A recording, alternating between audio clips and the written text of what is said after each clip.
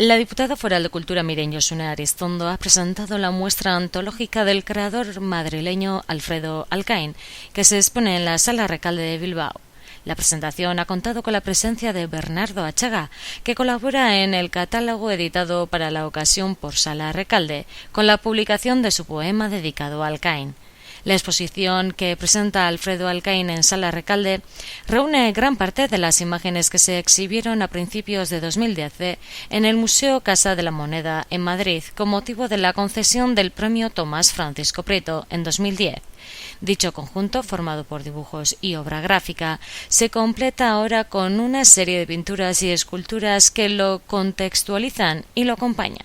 Estas obras del artista Premio Nacional de Artes Plásticas en 2003 pertenecen a colecciones privadas y museos vascos, demostrando con ello la proximidad y la relación de Alcaín ha mantenido siempre con Euskadi. La muestra, organizada con la colaboración del Museo Casa de la Moneda de Madrid, se expone en Sala Recalde hasta el 18 de noviembre de 2012.